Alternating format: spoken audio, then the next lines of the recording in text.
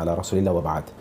দুশ্চিন্তা, দুর্ভাবনা এবং বিভিন্ন ধরনের কুচিন্তা আপনাকে কুরে কুরে খাবে, আপনাকে একেবারে শেষ করে দেবে, ধ্বংস করে দেবে।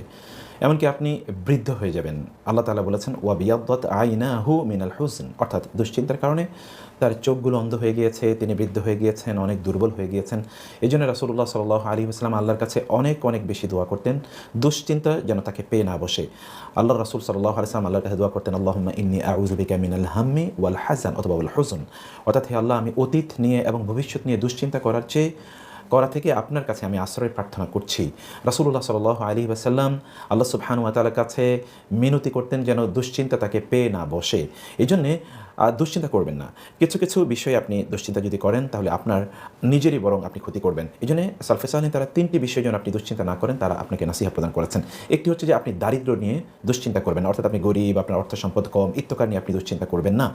এটি যদি আপনি দুশ্চিন্তা করেন তাহলে আপনার কী ক্ষতি হবে? প্রথমত হচ্ছে যে এটি যদি করেন তাহলে আপনার দুশ্চিন্তা আরও বেড়ে যাবে। আপনি সম্পদ কম, অভাব আপনার বেশি, চাকরি হচ্ছে না, যথেষ্ট পরিমাণ আপনি অর্থ ইনকাম করতে পারছেন না, ইত্যাদি নিয়ে যদি আপনি অনেক অনেক বেশি দুশ্চিন্তা করেন তাহলে আপনার দুশ্চিন্তার পরিমাণ আরও অনেক বেড়ে যাবে, দুর্দশা আপনার বেড়ে যাবে এবং আপনার অন্তরটি প্রচণ্ড লোভী অন্তরে পরিণত হবে। এই জন্য আপনি দেখবেন রাসূলুল্লাহ সাল্লাল্লাহু আলাইহি ওয়াসাল্লাম তিনি বরং আল্লাহ সুবহানাহু ওয়া তাআলার কাছে আশ্রয় চেয়েছেন দুশ্চিন্তা থেকে, তিনি দারিদ্র্য থেকে আল্লাহর কাছে আশ্রয় চেয়েছেন, অর্থাৎ আপনার দারিদ্র্য দূর করার মালিক হচ্ছেন আল্লাহ।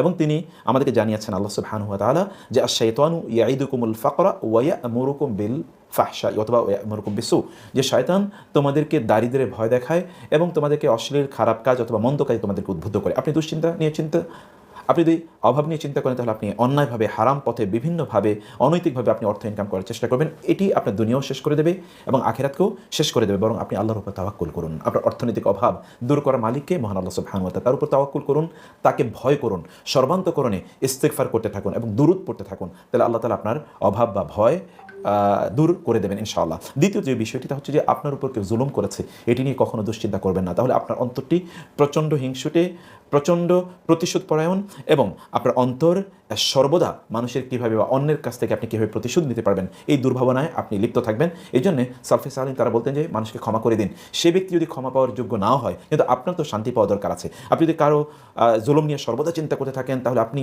কেবল ভাবতে থাকবেন দিন এবং রাতে কীভাবে আপনি তাকে ক্ষতি করতে পারেন, তার কাছ থেকে প্রতিশোধ নিতে পারেন অথবা তাকে আপনি বিপদে ফেলতে পারেন ইত্যাদি নিয়ে আপনি সবসময় ভাবতে থাকবেন। এতে আপনার অন্তর প্রচণ্ড কঠিন হয়ে যাবে, হিংসা বিদ্বেষ আপনার অন্তরে ব্যাপক পরিমাণ তৈরি হবে এবং আপনার ক্রোধ দীর্ঘস্থায়ী হয়ে যাবে। আর ক্রোধ যদি দীর্ঘস্থায়ী হয় তাহলে তো প্রকারান্তরে আপনি নিজেরই ক্ষতি করলেন, তাই না? মানুষকে ক্ষমা করে দেন। আল্লাহ তাআলা ভালোবাসেন সে সকল ব্যক্তিদেরকে যারা ক্ষমা করে দেন।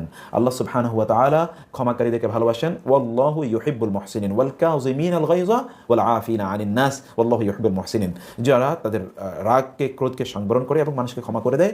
আল্লাহ তাআলা বলছেন এই সকল ব্যক্তিরা তারা মুহসিন এবং আল্লাহ তাআলা এই সকল ব্যক্তিদেরকে ক্ষমা করে দেন। বরং কেউ যদি আপনার উপর জুলুম করে থাকে তাহলে আপনি কি করবেন? রাতের অন্ধকারে সালাতে দাঁড়িয়ে যান, এমনিতে সালাতে দাঁড়িয়ে যান, কেউ যখন দেখবে না তখন আল্লাহর কাছে আপনি প্রার্থনা করুন।